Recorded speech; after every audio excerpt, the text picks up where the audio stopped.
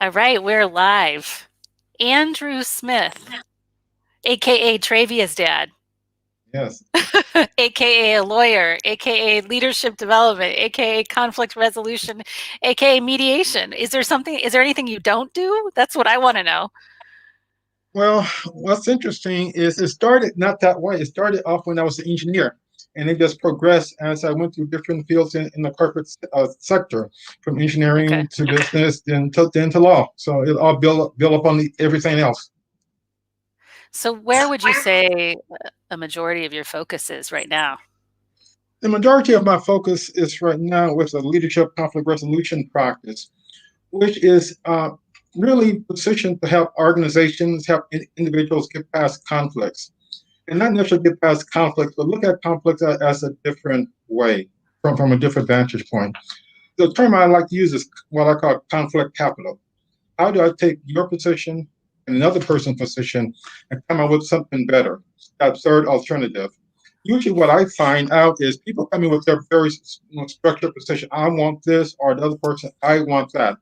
And what's interesting, no one actually leaves with their initial position, yet they are still satisfied, they are still content, they could go on with their lives in a peaceful, professional manner and say, well, it's not what I started off with. But I've come to realize that maybe my position is not the only position.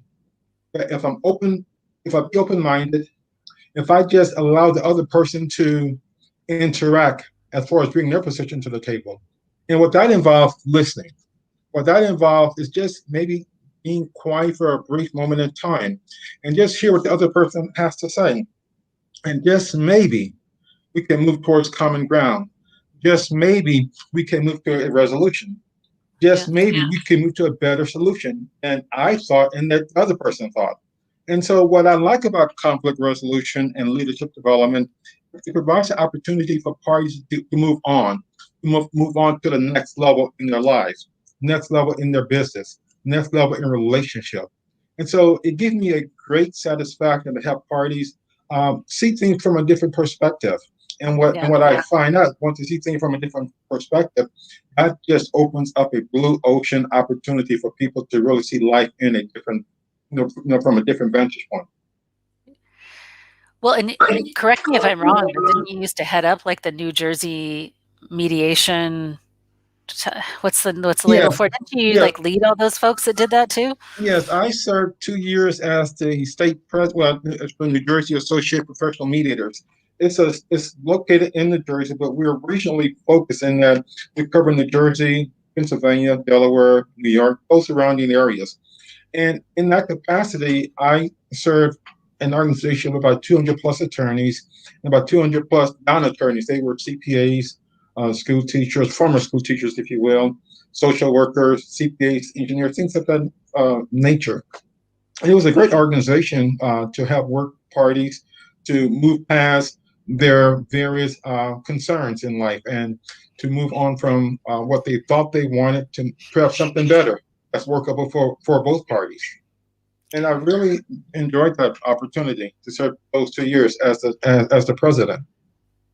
So now in your practice, like, what are the biggest conflicts that people come in with? Are you usually doing divorce mediation, or is it corporate mediation, or is it tell me some of the juicy, not revealing confidentiality, but the juicy stuff, like when do you scratch your head and go, wow, this one's really hard, or Well, or when do you go, oh, we're going to get through this, we're going to make it? well, it varies. I give you my simplest mediation, which involves a person who had purchased a car, and it was a situation that the person wasn't able to finish making the payments. And the issue was, let me just close that. And the issue was the finance company wanted the car back. And so she's on one side with her attorney, and the corporation is on the other side with their attorney. And the issue was, where's the car? And she said, well, I returned the car to where you wanted me to return the car, or point A and B. And so the other side is, well, I thought you returned the car to B and C. And once the phone call was made, it just settled just that quick. That was probably the easiest issue. It's like they hadn't even had that conversation. That's They had right. to they That's had to right. pay you a lot of money to figure out where that dang car was. I think that's Exactly. hilarious. They paid their attorneys X dollars, and all they had to do was just make a simple Unreal. phone call. And that's what life is. It can stumble you up. It's not those big mountains that trip people up. It's those little molehills that we just don't see, that we just don't realize, that are very challenging at times. Perhaps the most challenging mediation that I had, a conflict resolution meeting, was there was this one individual, very successful apparently, and he wanted a boat built for his family, and the boat was supposed to be ready in April of that particular year. April came, May came, June, July, August, and the boat wasn't ready to October. Well, in October, you can't put the boat in the water. And so he was very upset. And there wasn't anything the other party put on the table that was going to satisfy him, because he lost that opportunity of spending that summer with his family on the boat, traveling the ocean waves and things like that. And he just would not settle. Because he said, I want to stick it to them. He Uh, wasn't open minded. He wasn't willing to negotiate. But when people are willing to negotiate, when they're willing to compromise, when they're willing to look at things from a different perspective, it really brings the opportunity to bring the matter to a close and for both parties to just move on with their lives and see greater perspective. So it varies. Every mediation is different. Everyone has its own different dynamics. And so, therefore, as the facilitator, which is what I do really, have parties facilitate their own resolution. I work with parties, and I think what is key is listening to both sides, hear their position, and to make sure I understand where they're coming from. Usually, I may ask a question or two to get the person maybe to think from a different perspective, maybe yeah. widen their options, and to see things maybe from a different vantage point as a neutral, and then it perhaps compels them to say, well, maybe I can move from point A to point B to point C, and the other person move a bit, and reach a resolution. Again, as I mentioned, rarely does anyone come in with a position A and leave with that same position, but yet they Right. are very, very positive, with the outcome. So I think that's very, very, very, very meaningful. Okay, well, so you know that I wanna know all your tricks. Like, Yes. how the heck do you do that? Like, I told you before we went live, my hope is that we can bridge divides in our democracy, because I don't know that we can create effective policy if we can't do that. So what are the tricks that you use or you've learned? I imagine some of them you've learned, some of them you've cultivated just because you've done it for so long, that help the most entrenched adversarial folks find common ground. There are many impasse techniques that I use, and I think one of the most important one is the abundance mindset, that there's Mhm. always more. Another one is intentionality. Is we must be intentional that we can achieve more. Another one is risk is not a bad thing. That it's important to get out of one's comfort zone and take that risk, because in the land of risk, there's great opportunities for all sides. And another one is reflection. Why not reflect on where you've been? Because reflection, I think, opens the door, opens opportunity to see things from a different vantage point. Not reflecting on my position or the other person's position, but reflecting on what can be best for all parties. And so these I think are just some of the things that people come in with. But what I first do when we do have a session is I consider what I call the three P's. Is it a people issue slash personality? Is it a process issue, or is it a problem issue? And I really Mhm. go in that vein. If it's a people issue, you have to deal with the people issue. For example, with a divorce or something of that nature, it's going to be people and personality issues. Yeah. With more of the business sector or the corporate sector, it's going to be more of a process issue or more of a problem issue. And so, one of the first things I look at when I do have a session is which of the three P's, and it could be more than one, which of the three P's are very in paramount, which are very important at that time.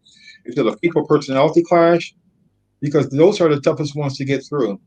They can be entrenched in their own position. And so we have to work through those people issues. And I think one of the things I do that's very helpful is I have what I call caucus sessions, where I meet with each party separately. And that gives them opportunity to really drill down as far as tell me, why are we here? Tell me more, tell me more. And once they start telling me more, it becomes more apparent as far as why they are here, how we can get past this issue, how we can get past this conflict. And the key part is we, not just that person's own position, but how we, both parties, have to be willing to agree and willing to move the ball forward. So I think that's important. So the people personality issue, I think, is number one. Number two, if it's a process issue, maybe we didn't understand the policy. Maybe we didn't understand the procedures. Maybe we did not understand the structure. If we can understand those issues, then we can get past that particular hurdle.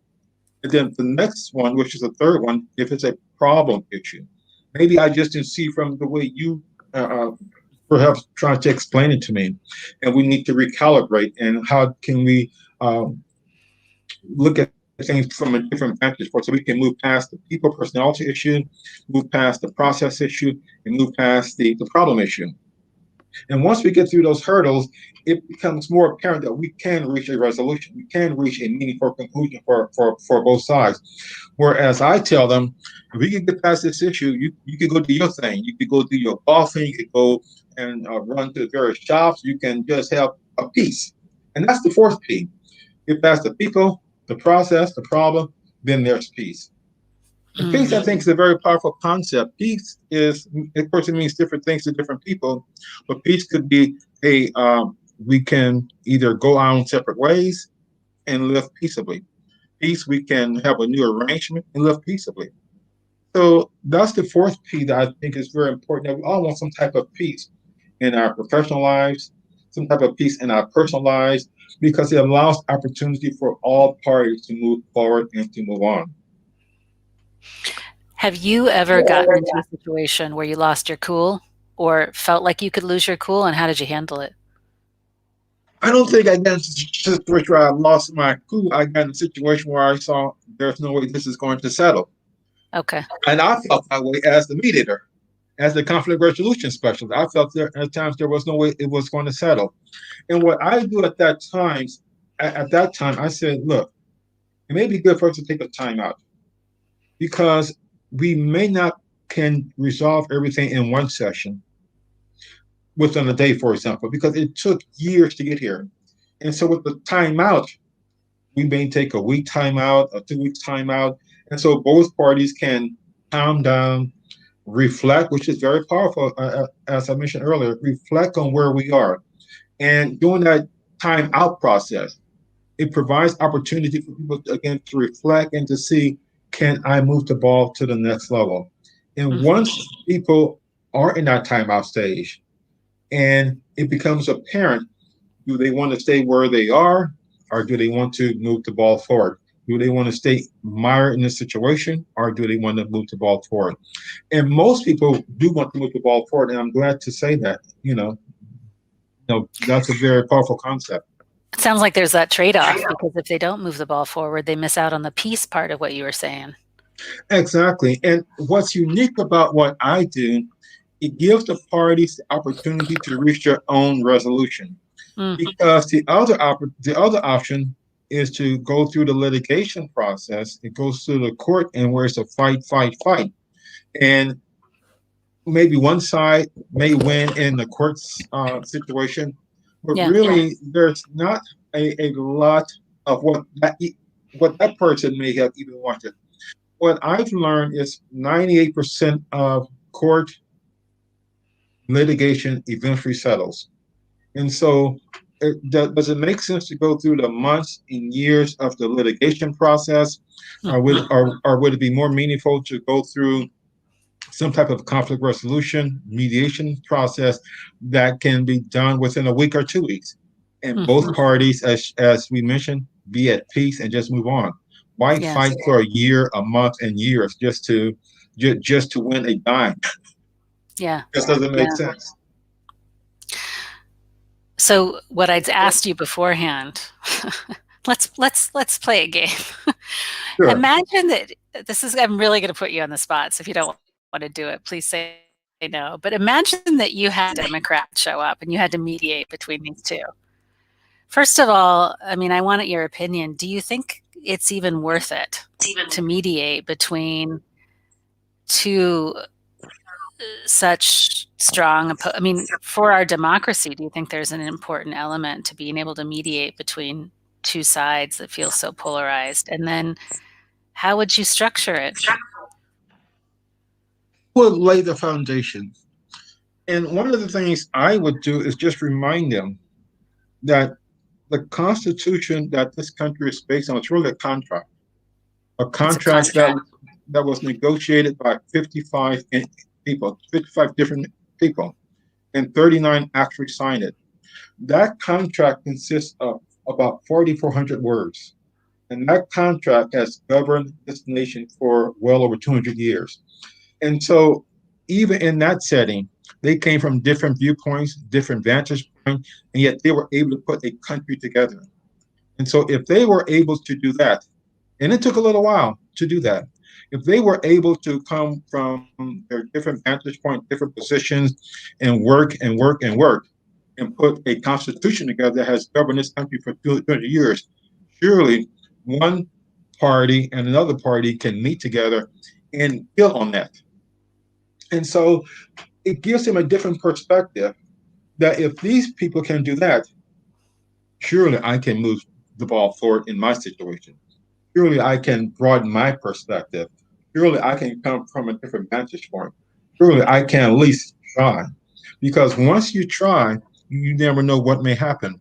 Once you get to that blue ocean viewpoint of creation, of opportunity, of doing different things, it becomes a better perspective. And Mm-hmm. even with the 4,400 words in the Constitution, they even added the 27 amendments, which increased it by another 3,000 words. And so from 4,400 words to about 7,500 words, God has governed this country for years with our almost 300 plus million people. And so if they can do that, surely two people, be that a Democrat, a Republican, or whatever the case may be, can come together and find a better solution for all parties. Because what I tell people, this is it. If I can use a word here, there ain't no more land. This is it. And so we have to work towards a solution. Mm. And usually when you come to the end of a cliff, you have two options: jump over the cliff and die, or just take a step back. And most people would rather let's take a step back. Let's see if we can work this situation out. No need for both parties to run over the cliff and kill each other. Let's work this out. And what I've learned is the power of questions really help parties to really come to that position of reflecting, of rethinking, of revisiting what they thought was their old position, and it becomes new position. And again, what I mentioned earlier, these new position is what I call conflict capital. It builds on that conflict. It makes even a better situation for all sides. And so I think it's doable. If a Democrat and a Republican come to me with an issue, I think we can reach a resolution that is meaningful to both sides. I love this metaphor that you keep using of this blue ocean space. Yes. In light of this polarization, how do you get folks like maybe opposing political parties into that blue ocean mindset? Is there groundwork that you lay first to get them there? Is it the listening that you do? I think it's the listening that is very key because I think it was Stephen Covey who once said in his book, The 7 Habits of Highly Effective People, is you seek first to understand, then to be understood. And Mm, so what I do in my session is I listen. I think that's very key. I want to hear what you have to say. How did we get here? And that involves listening, that involves taking notes, that involves understanding their position. And so listening is a learning opportunity for me to really understand things from your perspective. hmm Not only do it allows listening to take place, but it also built on what I call the interdependence. That involves a dialogue as opposed to a Yeah. monologue. It allows me to maybe ask clarifying questions. So if I'm listening to you, if I'm being silent, if I'm hearing what you have to say, then that allows me to move the ball forward. Let me clarify this. Let me clarify that. Let me make sure I understand what you're saying there. Have you ever thought about this? What is your position on that? So it allows that door to open. Hmm. But not only that, it allows them to appreciate the opportunity that they have been heard, they have been listened to, and it allows me to take their position and before I share with the other parties, but at least listen to them also. Hmm. And what I found out is that maybe there's an overlap as far as what they're saying. It's that overlap that becomes the basis of forming a resolution. That's the Hmm. starting point because Hmm. there's usually it's that overlap zone. And once you get to that overlap zone, and once they see, well, person A agrees with me on C, D, and E, and we just don't agree on the A and the G, for example. If we can start with the A, B, and C where we do agree on, and just move the ball forward on these other positions, then that's an opportunity, that's a blue ocean opportunity for parties to work towards a settlement. And Yeah. so I really enjoyed the blue ocean because creativity, I think, is very powerful concept.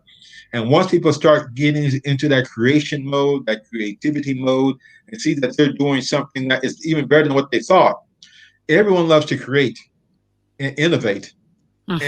and broaden the pie, if you will, and Yeah. really come out with something that's even better, something even smoother, something that is what I call the win-win for all sides. Yeah.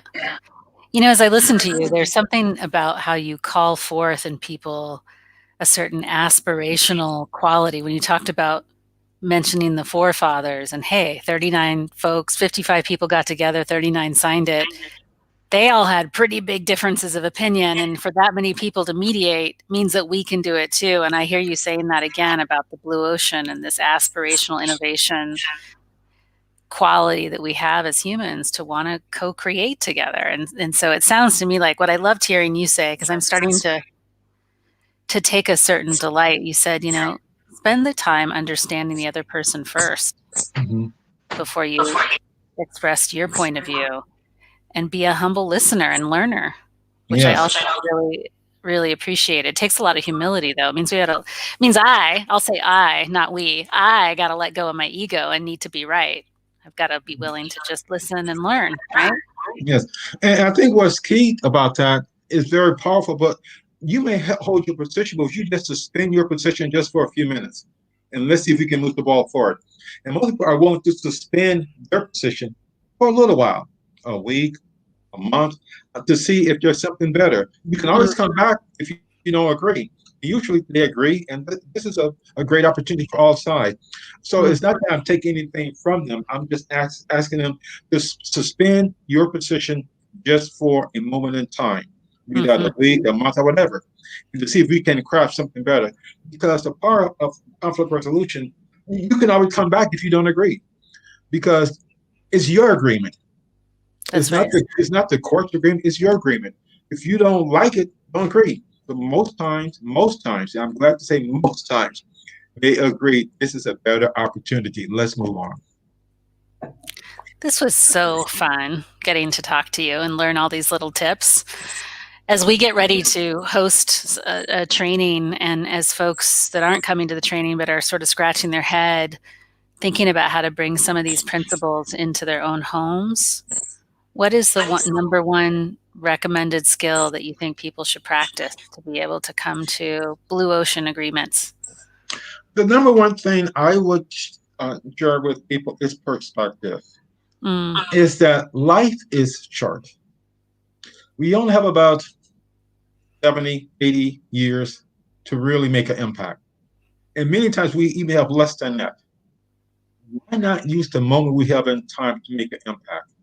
You've heard talk about the word legacy, which is great. I've coined a different word, which I call legacy, which is taking what someone else has left behind and making it even better. Mm-hmm. Take, for example, what my mother or parent or whatever left for me and build on.